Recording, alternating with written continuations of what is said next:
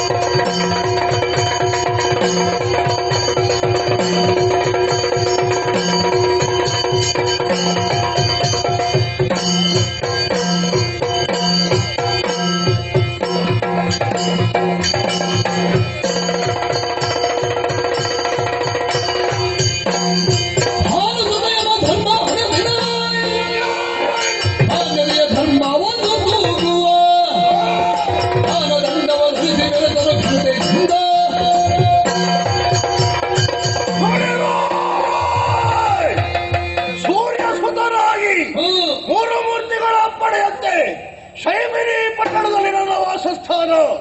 ಅವರು ನೀಡಿದಂತಹ ಕಾರ್ಯಕ್ಕನುಸಾರವಾಗಿ ನಿಷ್ಠೆಯಿಂದ ಪರಿಪಾಲಿಸುತ್ತಾ ಬಂದಿದ್ದೇನೆ. ಈ ಕಾಲದಲ್ಲಿ ಯಮಧರ್ಮನಾದಂತಹ ನಾನು ವೈವಸ್ವತ ನಾಮಕನಾಗಿ ಆಡಳಿತವನ್ನು ಮಾಡುತ್ತಾ ಇದ್ದೇನೆ. ಆದರೆ ಓಲಗ ಚಾವಡಿಯನ್ನು ಸೇರಿದ್ದೇ ತಡ ಏನೋ ಒಂದು ಕರೆ ಕೇಳಿಸುತ್ತಾ ಇದೆಯಲ್ಲ, ಏನೆಂಬುದಾಗಿ ನೋಡಿದೆ ಅಂತಾದರೆ ಮಾವನ ಕರೆ ಸಾರ್ವಸತಾಕ್ಷರನೇ ವೀರವರ್ಮ ನಾಮಕ ಅವನ ಮಗಳಂತಹ ಮಾಲಿನಿಯನ್ನೇ ನಾನು ವಿವಾಹವಾದದ್ದು. ಹಾಗಾದರೆ ಈ ಕಾಲದಲ್ಲಿ ಕರೆಯುತ್ತಾನೆ ಅಂತಾದರೆ ಏನೋ ಒಂದು ಕಟ್ಟ ಕಾಲ ಬಂದಿರಬೇಕು. ಏನೆಂಬುದಾಗಿ ನೋಡುತ್ತೇನೆ.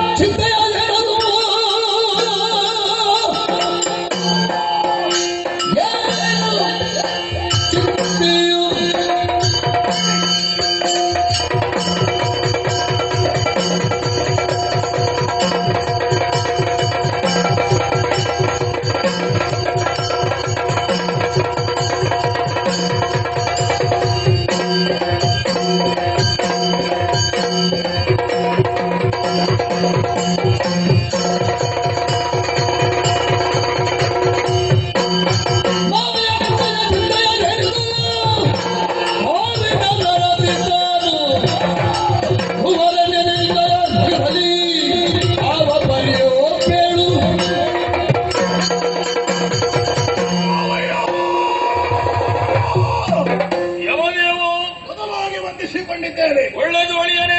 ನಮ್ರತಾರಥ ಶೈಮಿನಿ ಪಟ್ಟಣದಲ್ಲಿದ್ದೆ. ಒಮ್ಮೆಗೆ ಯಮಧರ್ಮ ಎನ್ನುವಂತಹ ಕರೆ ಕೇಳಿಸಿ ಬಂತು. ಕರೆದಾಕ್ಷಣ ಓಡಾಡಿಕೊಂಡು ಬಂದಿದ್ದೇನೆ. ಒಂದು ನೋಡಿದೆ ಅಂತಾದ್ರೆ ಏನು ಭಾವ ಇದು? ನೀವೆಲ್ಲ ಕರುಣಾಮಯಿಗಳು. ನಾವು ನೆನೆಸಿದವಾಗ ನಮ್ಮ ಅಳಲು ಗೊತ್ತಾಗುತ್ತದೆ ನಿಮಗೆ. ಈಗ ಬಂದಿದ್ದೇನೆ. ಯಾವಾಗಲೂ ಕೂಡ ಪೌರ್ಣಮಿಯ ಚಂದ್ರನಂತಿರಬೇಕಿತ್ತು ನಿನ್ನ ಮುಖ. ಆದರೆ ಅಮಾವಾಸ್ಯೆಯ ಚಂದ್ರನಂತೆ ಇವತ್ತು ಅಮಾವಾಸ್ಯೆ ಅಲ್ವಾ? ಹೋಗಿದೆ. ಯಾಕಯ್ಯ, ಏನಾಯ್ತು? ಕೇಳಯ್ಯ ನಾವೆಂಬ ನುಡಿಯ ಯಮದೇವ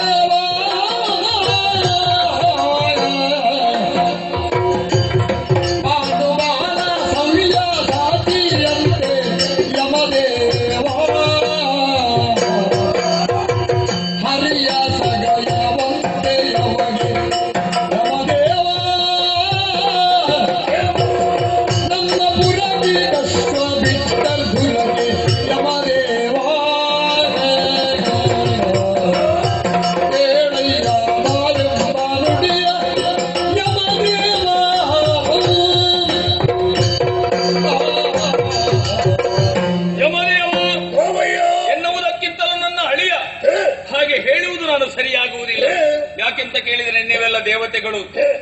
ಒಂದು ವಿಚಾರವನ್ನು ಸಂಕ್ಷಿಪ್ತವಾಗಿ ನಾನು ಹೇಳ್ತೇನೆ. ಏನು ಬಾವ? ಈ ನಮ್ಮ ಪುರಕ್ಕೆ ಒಂದು ಕುದುರೆ ಬಂತು. ಯಾರದ್ದು ಅಂತ ಕೇಳಿದ್ರೆ ಧರ್ಮರಾಯನು ಅಶ್ವಮೇಧವನ್ನು ಕೈಗೊಂಡಿದ್ದಾನೆ. ಅದನ್ನು ಪೂಜಿಸಿ ಬಿಟ್ಟ. ಅದರ ಬೆಂಗಾವಲಿಗಾಗಿ ಅರ್ಜುನ ಬಂದದ್ದನ್ನು ನೋಡಿ ನಾವೆಲ್ಲರೂ ಕೂಡ ಸೇರಿ ಒಂದು ತೀರ್ಮಾನವನ್ನು ಮಾಡಿ ಆ ಕುದುರೆಯನ್ನು ಕಟ್ಟಿದೆವು. ಪರಿಣಾಮದಲ್ಲಿ ಎಲ್ಲರೂ ಕೂಡ ಸೋತೆವು. ನನ್ನ ಮಕ್ಕಳನ್ನು ನಾನು ಕಳಕೊಂಡಿದ್ದೇನೆ. ನನಗೆ ಬಹಳಷ್ಟು ನೋವಾಗಿದೆ. ಅವರಿರುವಲ್ಲಿ ಕಾಳಗವನ್ನು ಮಾಡುವವರು ಯಾರೂ ಇಲ್ಲ ಎನ್ನುವಂತಹ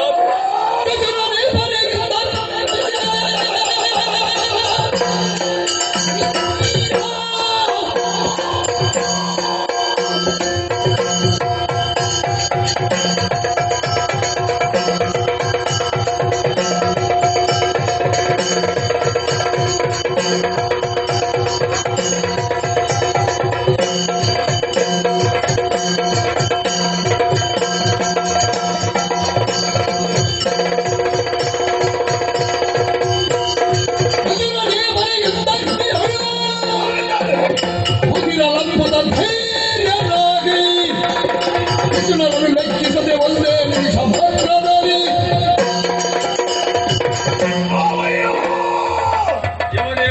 ಮಕ್ಕಳನ್ನೆಲ್ಲ ಕಳೆದುಕೊಂಡಿದ್ದೀರಿ. ಈ ಕಾರಣಕ್ಕಾಗಿ ಚಿಂತೆ. ಹೌದು, ಚಿಂತೆ ಎಂಬುದು ಸ್ವಾಭಾವಿಕ. ಆದರೆ ಚಿಂತಿಸಬೇಕಾದಂತಹ ಅಗತ್ಯವಿಲ್ಲ. ನೀವು ಕರೆಸಿಕೊಂಡದ್ದು ನಿಮ್ಮ ಅಳಿಯನನ್ನು, ಯಮಧರ್ಮನನ್ನು. ಕಾಲನು ನಾನೇ ಹೌದು. ಅವರನ್ನು ಯಾರೇ ಇರಲಿ, ಯಾರನ್ನು ಬಿಡುವುದಕ್ಕಿಲ್ಲ. ಆದಿತ್ಯ ನಿಮ್ಮನ್ನ ಈಗ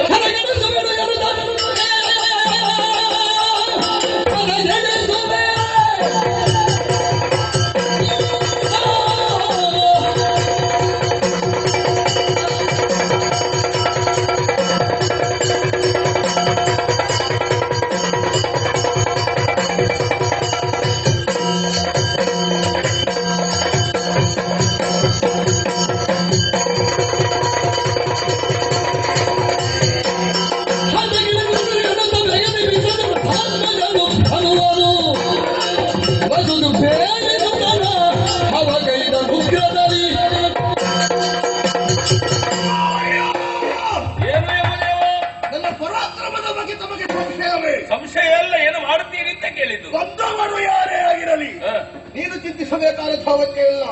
ಅವರನ್ನೆಲ್ಲರನ್ನು ಒಂದು ಹದ ಮಾಡುತ್ತೇನೆ. ಆ ಬಳಿಕ ತಕ್ಕದಾದ ಪಾಠವನ್ನು ಕಲಿಸ್ತೇನೆ. ನಿಮಗೆ ನೆಮ್ಮದಿಯನ್ನು ತಂದೊದಗಿಸುತ್ತೇನೆ. ಅಲ್ಲಿರುವ ನನ್ನ ಮಕ್ಕಳನ್ನು ಇಲ್ಲಿಗೆ ಕಳಿಸಬೇಕು. ಖಂಡಿತವಾಗಿ ಮಾಡ್ತೀರಾ? ಇನ್ನು ಅಳ್ಳಿಕ್ಕಿಲ್ಲ.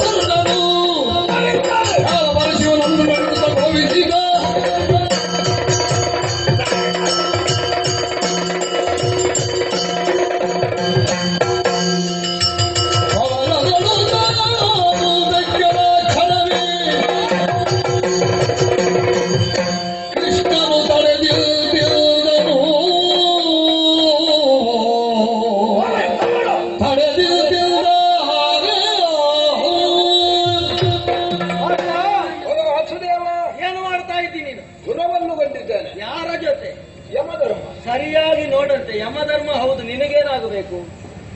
ಧರ್ಮರಾಯನಿಗೆ ಅಪ್ಪ ಆಗಿದ್ರೆ ನಿನಗೇನಾಗಬೇಕು? ನನ್ನ ದೊಡ್ಡಪ್ಪ ದೊಡ್ಡಪ್ಪನ ಜೊತೆ ಯುದ್ಧ ಮಾಡುವುದ ನೀನು? ಏನು ಮಾಡುದು ಸ್ವಾಮಿ? ಶರಣು ಬಾ. ತಂದೆಯವರೇ, ನನ್ನಿಂದ ಅಪರಾಧವಾಯಿತು. ನನ್ನ ಬಾಣಗಳನ್ನು ನಿಮ್ಮ ಪದಕಲೆಯಲ್ಲಿ ಇರಿಸಿದ್ದೇನೆ. ಯುದ್ಧವನ್ನು ಮಾಡಬೇಕು ಎನ್ನುವ ಹಾಗೆ ಉತ್ಸಾಹದಿಂದ ಅಷ್ಟು ದೂರದಿಂದ ಬಂದವ ಪುಣ್ಯಾತ್ಮ. ಮಕ್ಕಳಲ್ಲಿ ಯುದ್ಧ ಮಾಡಿದ್ರೆ ಆಗ್ತದ ದೊಡ್ಡಪ್ಪ? ಬೆಂಕಿ ಬಿತ್ತು ನಿನ್ನ ಸಂಬಂಧಕ್ಕೆ. ಮಗನಿಗೊಂದು ಯುದ್ಧೋತ್ಸಾಹವೆಲ್ಲವೂ ಕೂಡ ಆಶೀರ್ವಾದ ಮಾಡಿ ನೀರಿನಲ್ಲಿ ಕೊಚ್ಚಿ ಹೋಯಿತು. ನನಗೊಂದು ಆಶೀರ್ವಾದ. ಆಶೀರ್ವಾದ ನಿನಗೆ? ನಿನಗೆ ಆಶೀರ್ವಾದವೂ ಮಾಡ್ಲಿಕ್ಕಿಲ್ಲ. ನೀನು ನಂಬಿದ ದೇವರು ನಿನ್ನನ್ನು ಒಳ್ಳೇದು ಮಾಡ್ಲಿ. ನನಗೆ ಇಲ್ಲಿ ಅಂತ ಯುದ್ಧೋತ್ಸಾಹ ಎಲ್ಲ ಹೋಯ್ತಲ್ಲ. ಜೈ